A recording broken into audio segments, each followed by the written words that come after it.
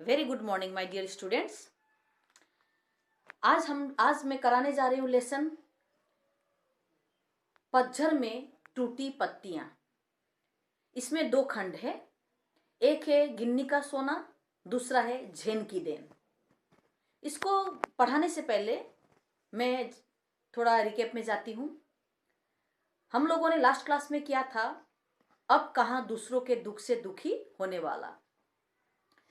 उस पाठ में हम लोगों ने ये जाना कि पुराने समय के लोगों के मन में पशु पक्षियों के प्रति कैसा भाव था और वर्तमान के समय में लोगों के मन में पशु पक्षियों के प्रति कैसा भाव है।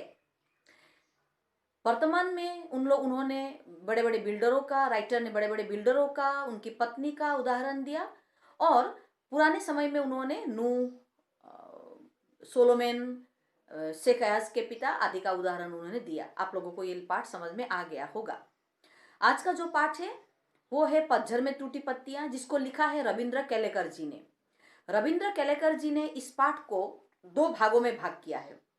एक है गिन्नी का सोना और दूसरा है झेन की देन। गिन्नी का सोना में आदर्शवादी लोग और व्यवहारवादी लोगों के बारे में बखान है और झेन की देन में जापानी लोगों के मानसिक स्थिति के बारे में वर्णन है।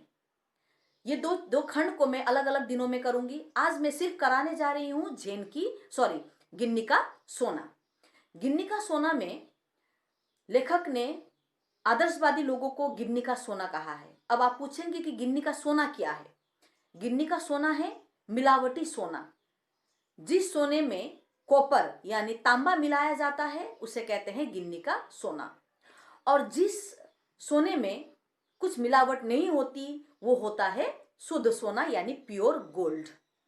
प्योर गोल्ड आदर्शवादी लोगों की तरह है, जो अपने आदर्श के पक्के होते हैं, अपने आदर्श के सच्चे होते हैं। उनके जीवन में जो भी आए लेकिन वो कभी अपने आदर्श से पीछे नहीं हटते। इसमें लेखक ने भी एक उदाहरण दिया है। मैं भी यही कहना चाहती थी, लेखक ने भी ऑलरेडी यहाँ उदाहरण दे दिया है महात्मा गांधी का। महात्मा गांधी आदर्शवादी लोग थे, चाहे उनके सामने जो भी आए वो अपने आदर्श से कभी पीछे नहीं हटते थे। महात्मा गांधी के आदर्शों में दो है, एक है उनका सच्चाई, ट्रूथ, और दूसरा है उनका अहिंसा, नॉन वायलेंस। अहिंसा और सच्चाई को महात्मा गांधी ने अपने जीते जी कभी नहीं छोड़ा।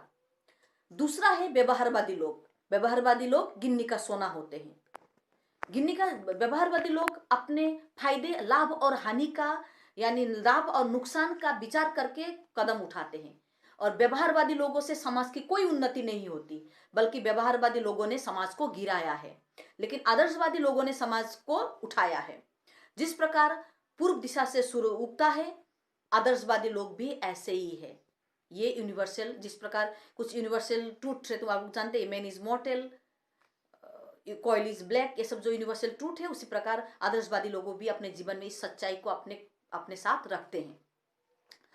इस लेसन में और एक बात कहा गया है कि कभी कभी आइडियलिस्ट को भी यानी आदर्शवादी लोगों को भी कभी कभी अपने समाज के हित के लिए व्यवहारिकता को सामने लाना पड़ता है। यानी कुछ लोगों का मानना है कि महात्मा गांधी भी प्रैक्टिकल आइडियलिस्ट थे, यानी वो भी आदर्शवादी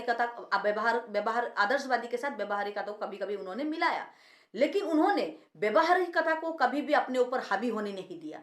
यानी आदर्श हमेशा उन्होंने ऊंचाई पर रखा।